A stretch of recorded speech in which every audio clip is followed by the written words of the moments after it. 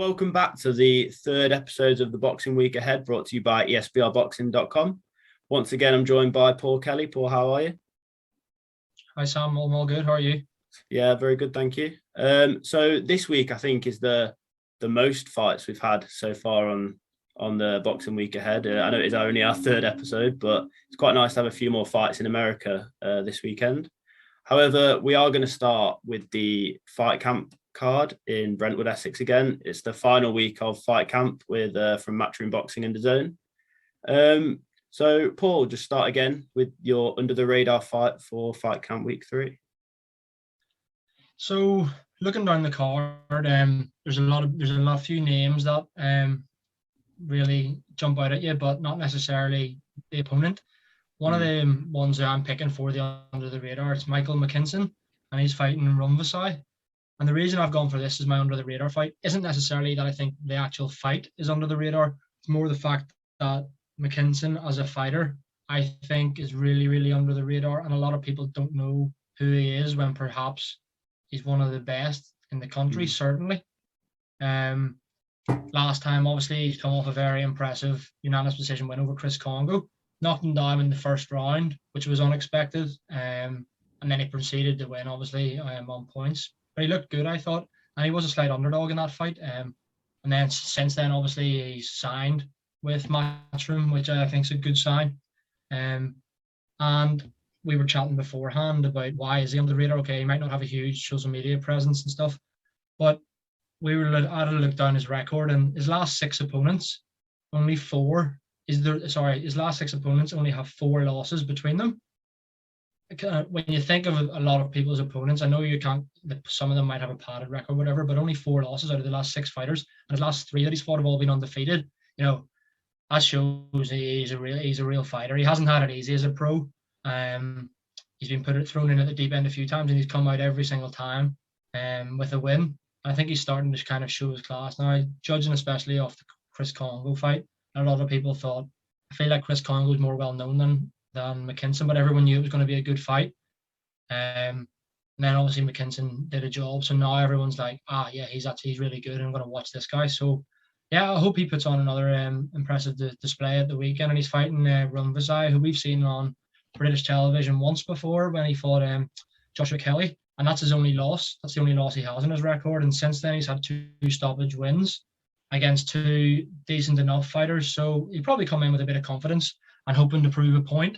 And he might be thinking what fans are thinking, or I don't know who this Michael McKinson fella is. I feel like I can beat him, but I mean, I don't think he will. But you never know.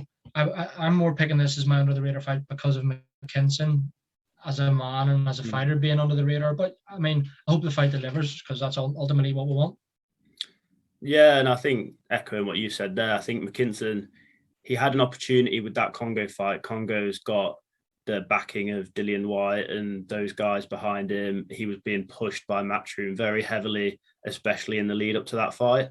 And obviously McKinson won quite unanimously without a real scare. And it feels like for about 3 weeks after that fight, people were starting to actually see how good McKinson was and start to rate him. But maybe because it's been a year since McKinson last fought, he's kind of gone back under the shadows of the division, and everyone's kind of forgotten about him again. Whereas if he could have got out at the end of last year, maybe we're having a different conversation now about how people are still rating him. But I think that inactivity probably has a lot to play, as well as, like you say, the lack of social media presence probably doesn't help him either. But there's no doubt in his ability at all.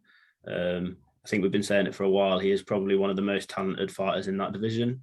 And I think he will show it again on Saturday night. However, it's not an easy fight. It's probably an easier fight than the Chris Congo fight.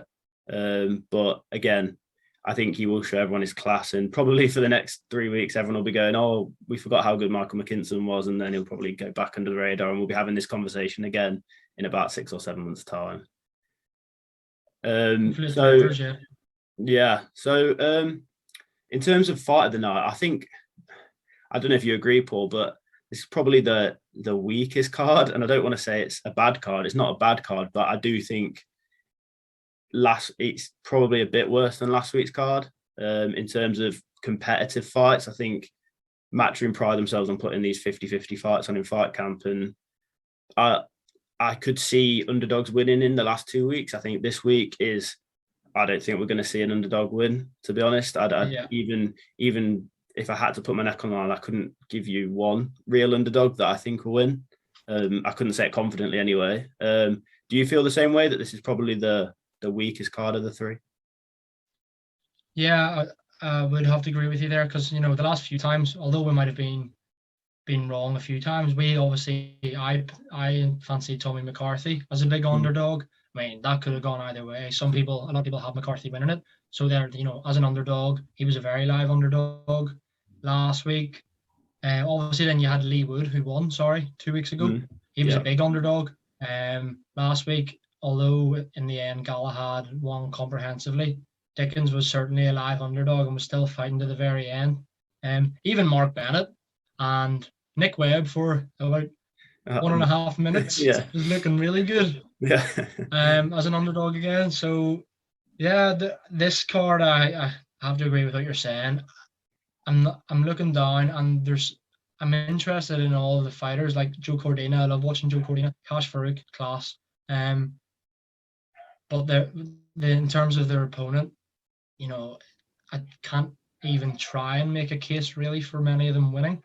No. And that, as you said, I don't really want to say that it's a bad card, because there's a few fighters who we all like on it. But in terms of 50-50, it is a bad card. There's not a 50-50 fight on the card. So we do see now some 10-1 underdog will go and win. But no, on paper, I agree with you. I wouldn't be surprised if every single favorite won easily enough. Yeah. So that kind of brings us to the fight of the night. Who do you think will be said on Sunday was the best fight of the night? I think we're in agreement with this one, Sam, where it probably is the closest fight of them all, on paper anyway, and that's Raymond Ford and Reece Bellotti. Yeah.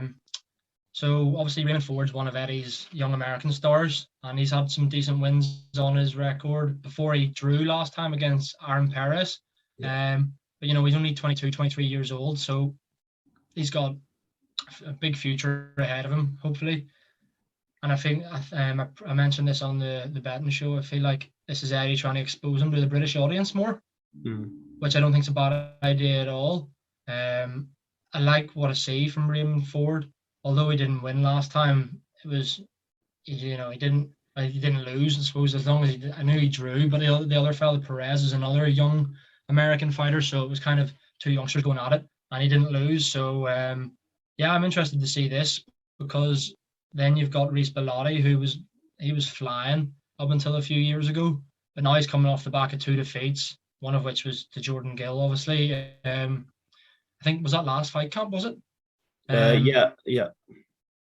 Last year. Well, yeah, Jordan Gill's obviously wanting that European title fight, and he's fringe world level as well. So although that's good company, and Gill did win comprehensively, Bellotti will want to get back in the win column 100%. And if he's to do that, he'll have to have his A game on Saturday, because I think Ford is rightfully so the favourite. But Bellotti is, if not a live underdog, the most live of the underdogs on this card. So that's why I think hopefully the fight delivers. And you agree, I think, don't you?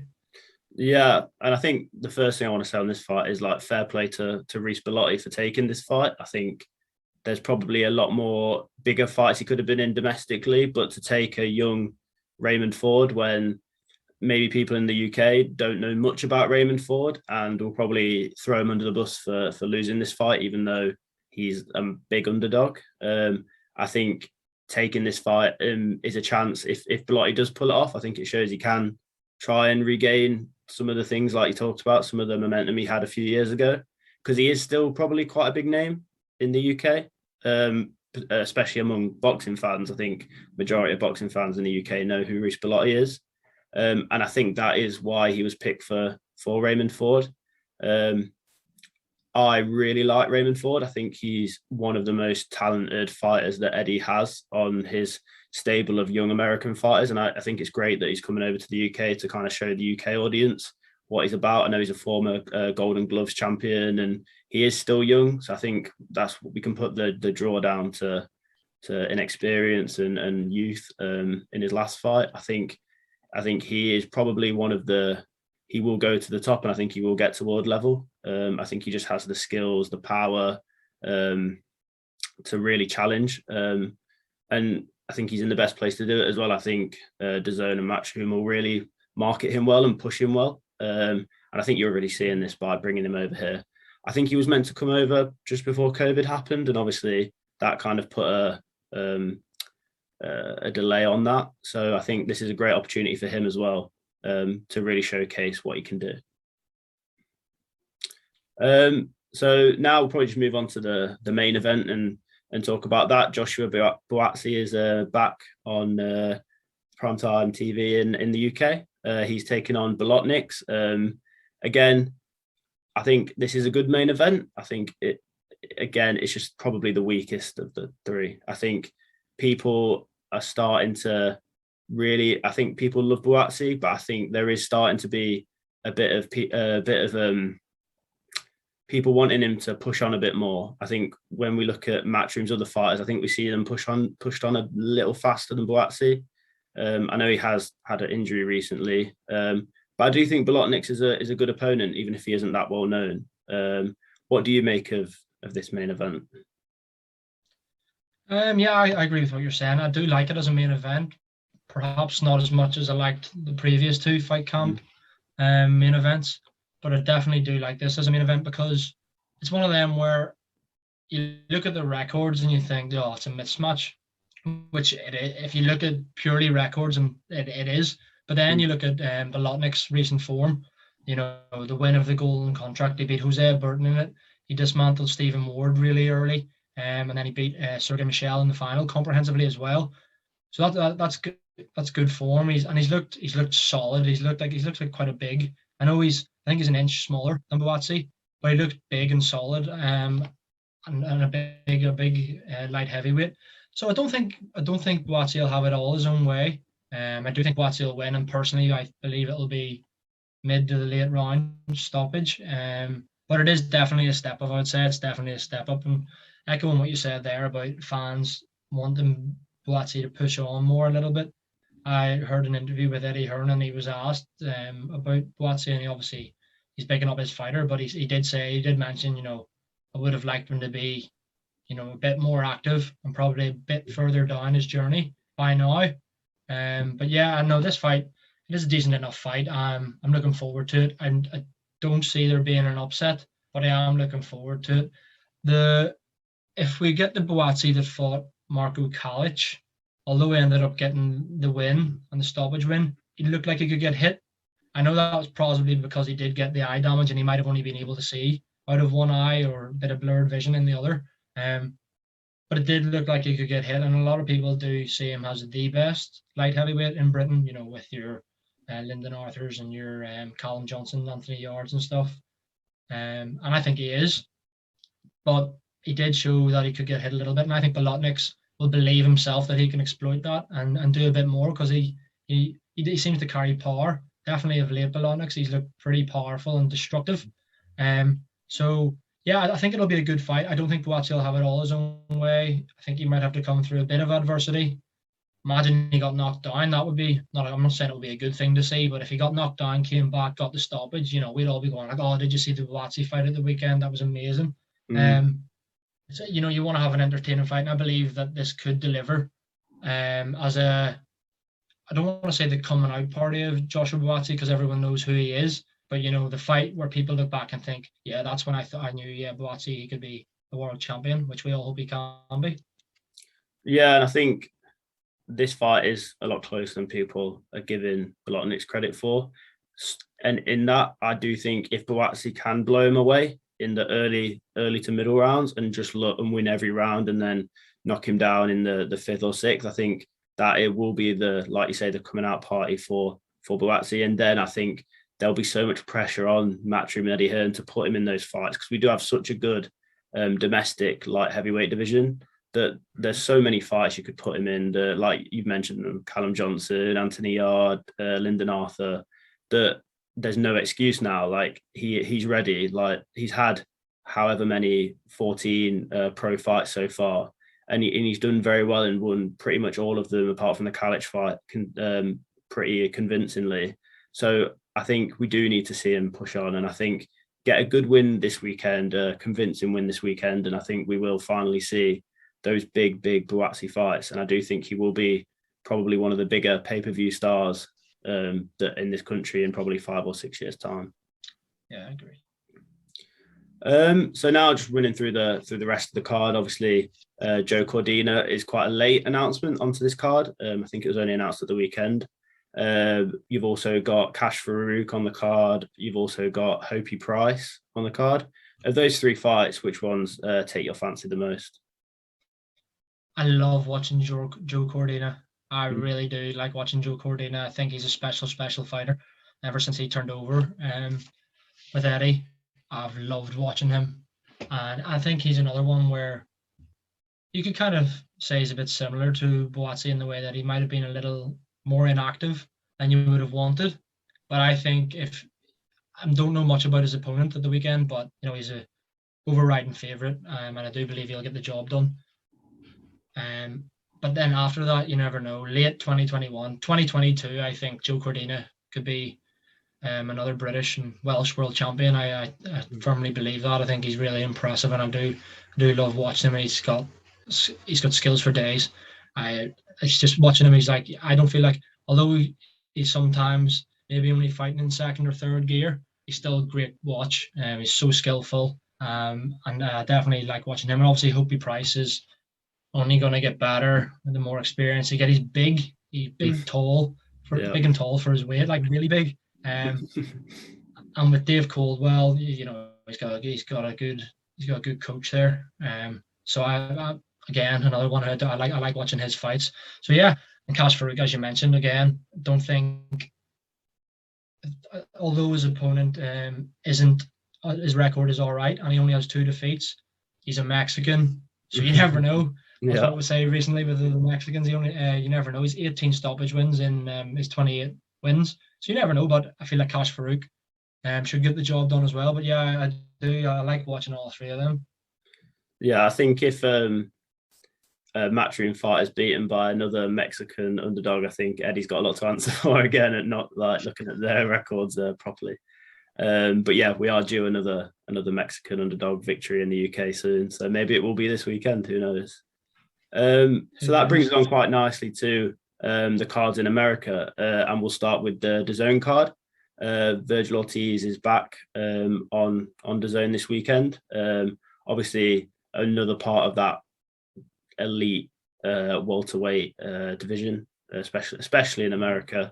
There's been talks of him taking on Terence Crawford if he wins this fight. Do you put him on that level at the very best of the world? Yeah, he's definitely world level for me. I think he showed that even in his last fight against Mo Hooker.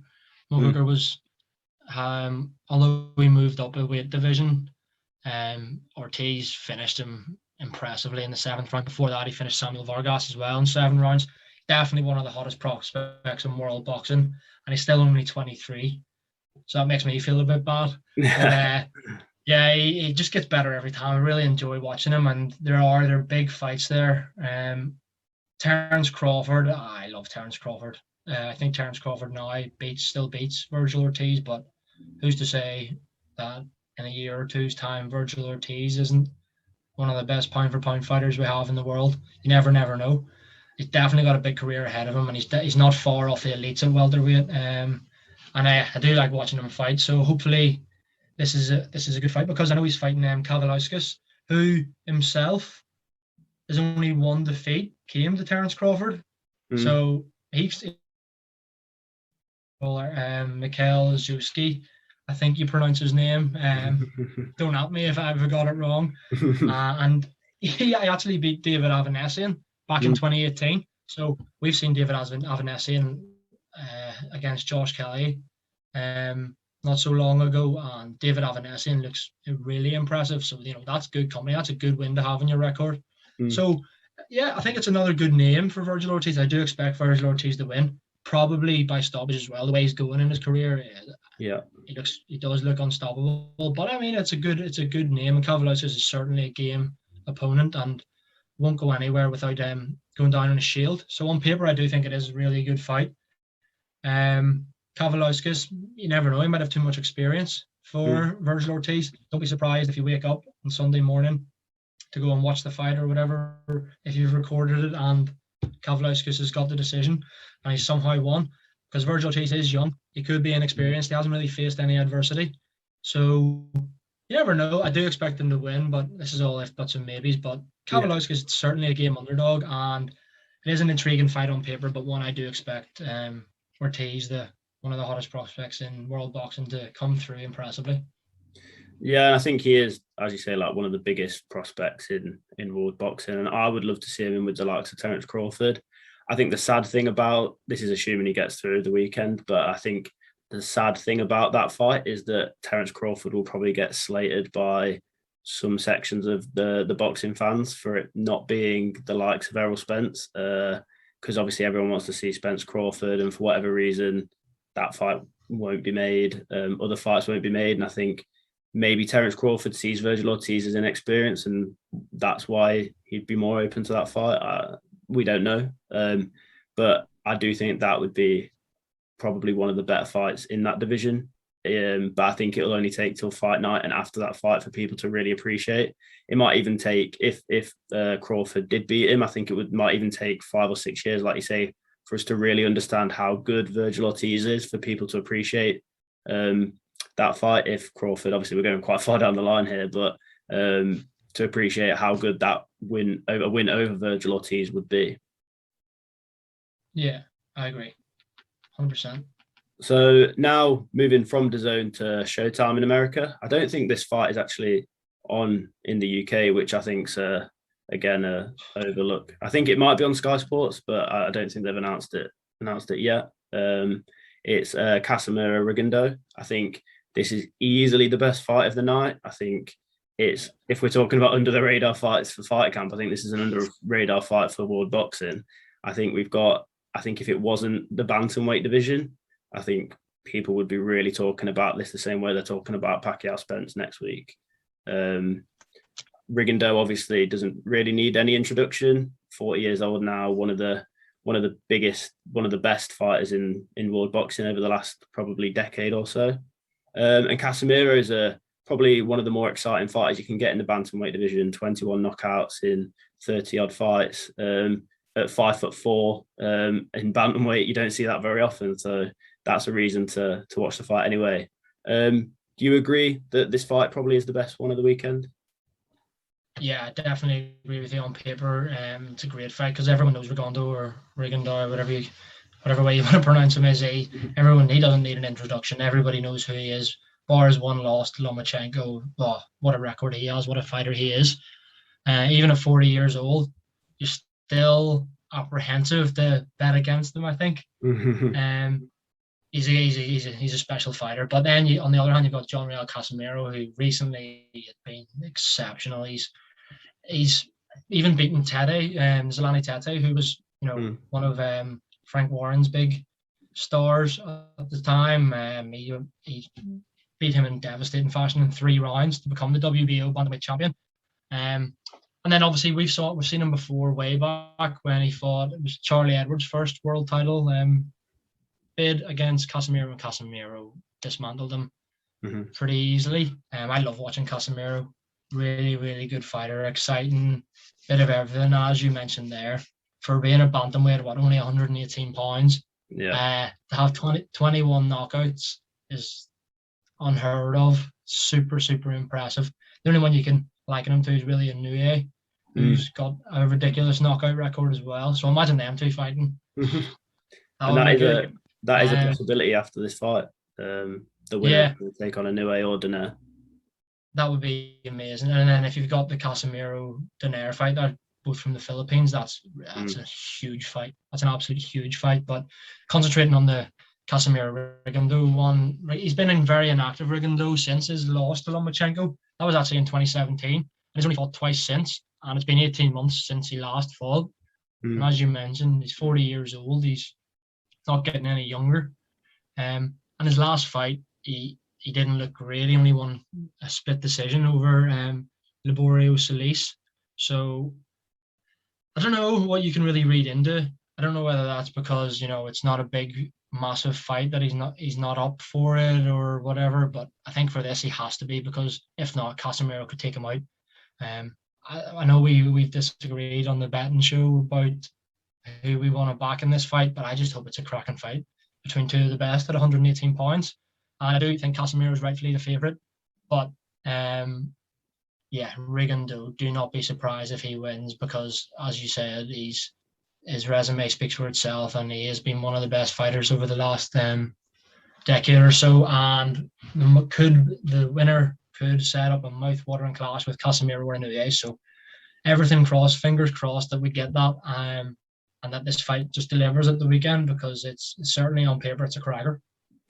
I do think we'll see a different Rigondeaux in this fight. I think we'll see a lot more patient Rigondeaux. I think we'll see I think he is scared, not scared, but aware of the power that Casimero holds, where he doesn't have to be in a lot of the other bantamweight fights. So I do think we'll see a different style. I know on this show we've put our neck out on the line for a few, and it feels like every week we try and pick, have a prediction, and we've not been right so far. But I think mine this week would be a Rigondeaux to win but be knocked down as well. Casimero to knock him down, but Rigondeaux to win on points. So I've put my neck on the line there. We'll see next week whether some good odds on that. Yeah, and it might be a bit too specific, but we'll find out.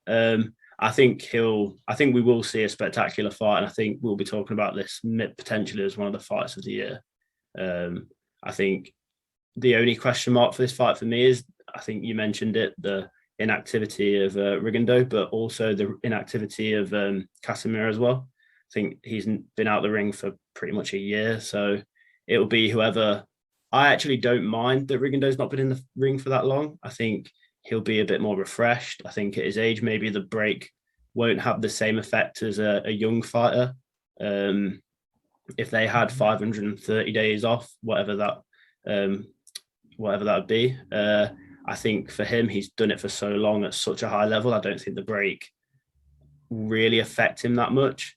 I know we've been talking about, I think with COVID and everything, ring activity's kind of come to the forefront because no fight has been massively active over the past year or so. But I do think with the experience he has, being in with the level of opponents he has, only losing, I know the way he lost to Lomachenko in 2017 probably puts a dampener on everything. To lose in that fashion, I think he's spoken about it as well as being arguably very disappointing. And I think he left a lot in that fight. It felt like he had a lot more to give. And I think he needs one more huge fight. And I'm not saying Casimero is not a huge fight, but if he wins this and then goes on to fight Inoue, that would be the topping off of his career, I think. And then if fighting Inoue, whether he wins or loses, he can go out on that fight. But to do so, I think he needs to get through Casimero. And as I say, I think he'll be patient. I think at his height, 5'7", he has 3 inches on Casimero. I think he'll just box on the perimeter, box on the outside, and just kind of put on a masterclass. Maybe I have said he'll probably get knocked down because I think he might get clipped, but I think we'll see him win a pretty. I'm going to put my neck on line again. Win a pretty considerable decision. So one of us will be right, one of us will be wrong. We'll see. Yeah, one of the bragging rights next week. Oh, yeah. So yeah, I think that rounds up this week of the Boxing Week Ahead, the 3rd episode. Thank you, Paul, again for joining us. Next week is a big one. It's Pacquiao Spence fight week, so we'll be bringing you everything to do with that. I think there isn't a fight in the UK next week, so it will be a full Pacquiao Spence breakdown next week, next Wednesday. Make sure to like and subscribe, guys. Again, we just hit 5k last week, so we want to try and hit the next milestone, hopefully 6k in the not too distant future. Thanks again, Paul, for joining us. Make sure to check out all our fight week content on esprboxing.com and the rest of the YouTube channel, and we'll see you guys later. Thank you. Cheers.